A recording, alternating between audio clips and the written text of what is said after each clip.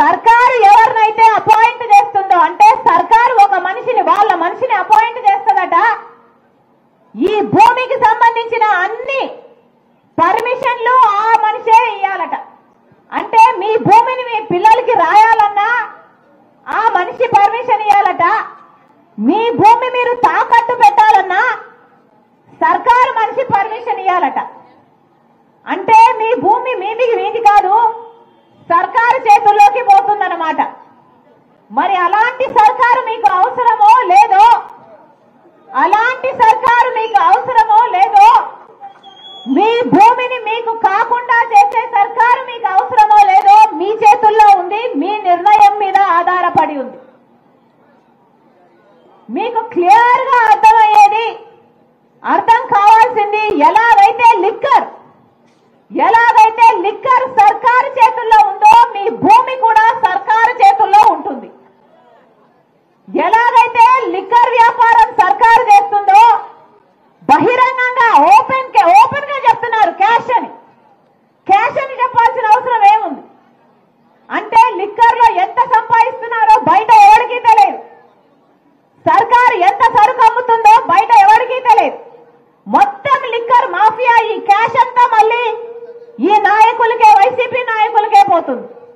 ఎలాగైతే లిక్కర్ ని మొత్తం కబ్జా చేశారో మీ భూమిని కూడా కబ్జా చేసే ప్రయత్నమే ఈ ల్యాండ్ టైటిలింగ్ యాక్ట్. మీ భూమి మీ చేతుల్లో ఉండాలో లేదో మీరు నిర్ణయించుకోవాల్సిన అవసరం ఉంది. అమ్మా, ఇంతమంది మహిళలు ఉన్నారు, ఈ మహిళలందరికీ చెప్తున్నాను, మీ కష్టము మీకే తెలుసు, మీ కష్టము మహిళలకే తెలుసు, మీ కష్టం మహిళగా నాకు తెలుసు. ఇల్లు నడపడము అంటే సామాన్యమైన విషయం కాదు. ఇల్లు నడపాలి అంటే మీరు చేయాల్సిన త్యాగాలు ఎన్నో. మీ అవసరాలను పక్కన పెట్టి, మీ కోరికలను పక్కన పెట్టి, భర్త కోసము బిడ్డల కోసం మీరు చేయాల్సిన, మీ కుటుంబాల కోసం మీరు చేస్తున్న త్యాగం ఎవరూ మెచ్చుకోరు. మీ నెత్తిన ఎవరూ కిరీటాలు పెట్టరు. అయినా కూడా మహిళలు చేసే త్యాగాలు వాళ్ళు చేస్తూనే ఉండాలి. వాళ్ళ కుటుంబాన్ని నిలబెట్టాలి అనే వాళ్ళ ప్రయత్నం సాగుతూనే ఉంటుంది. అమ్మా, మహిళలుగా మీ కుటుంబాలను మీరు నడపాలి అంటే ఇప్పుడు సామాన్యమైన విషయం కాదు. ఇప్పుడు అన్ని ధరలు పెరిగిపోయినాయి. అమ్మ చెప్పినట్టు గ్యాస్ ధర అయితేనేమి, బియ్యం అయితేనేమి, చక్కెర అయితేనేమి, నూనె అయితేనేమి, కూరగాయలు అయితేనేమి, ఇలా ప్రతిదీ అన్ని పెరిగిపోయాయి. కానీ ఆదుకునేవాడు ఎవరూ లేరు.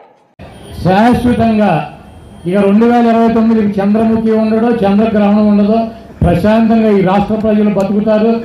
చంద్రబాబు నాయుడు ఢిల్లీ వెళ్తే అక్కడ మోడీ గారు అమిత్ షాని అపాయింట్మెంట్ అడిగి అని వెళ్ళాడు. వెళ్తే మా ఏపీఎన్ రామకృష్ణ పొద్దున్నే పెట్టి నేను లేచి టీవీ చూస్తే వాళ్ళంతా రా బాబు అని మోడీ అమిత్ షా బతిమాలని చెబుతారు. ఎవరిని అవసరమైతే చంద్రబాబు నాయుడు కాళ్ళు పట్టుకుంటాడు. అబద్ధం ఆడటానికి వెనకాడు, మోసం చేయటానికి వెనకాడు. అధికారం వచ్చినాక సెక్రటేరియట్ దేవాలయం లాంటిది, మీరు ఎందుకు వచ్చారు ఇక్కడికి, లోపలికి ఎవరు రానిచ్చారని చెప్పి ఆ రోజు నాయి బ్రాహ్మణులు అడిగాడు. వాళ్ళకి ఎన్నికల్లో చెప్పాడు మిమ్మల్ని ఎస్టీలో కలుపుతానని చెప్పి, కాపుల్ని బీసీలో కలుపుతానని చెప్పాడు, ఎస్సీలను వర్గీకరణ చేసేస్తానని చెప్పాడు. కులాల మధ్య చిచ్చులు పెడతాను, వీళ్ళని దాంట్లో కలుపుతా, దీంట్లో కలుపుతా, మన చేతిలో లేని దాన్ని కూడా ఈయన ఉన్నట్టు సృష్టించి కులాల మధ్య, మతాల మధ్య, ప్రాంతాల మధ్య తగాదా పెట్టి, విద్వేషాలు పెట్టి లబ్ధి పొందాలని చెప్పి ప్రయత్నిస్తాడు. తప్పకుండా మీరు జాగ్రత్తగా మీ అమూల్యమైనటువంటి ఓటుని జగన్మోహన్ రెడ్డి గారు నీతికి నిజాయితీకి ఇచ్చినటువంటి మాట తప్పనటువంటి వ్యక్తి, ఇచ్చినటువంటి మాట కోసం అవసరమైతే ప్రాణాలైనా పోగొట్టుకునేటువంటి వ్యక్తి, ఇచ్చినటువంటి మాట కోసం పదవునైనా పోగొట్టుకునేటువంటి వ్యక్తిని మీరు దీవించాలని చెప్పి, ఆశీర్వదించాలని చెప్పి మీ మహిళమ్మ తల్లులందరినీ కూడా 2 చేతులు జోడించి వేడుకుంటూ సెలవు తీసుకున్నాను. మా వాళ్ళు చాలామంది మా నాకు వీళ్ళందరూ మేము ఆడతాం అని పోటీ పడ్డారు. అయితే మహిళా తల్లుల సహనాన్ని పరీక్షించలేము. పాపం 1.5-2 గంటలైంది, ఇంటికి వెళ్ళాలి, పిల్లలు ఉంటారు, కుటుంబాలు ఉంటాయి.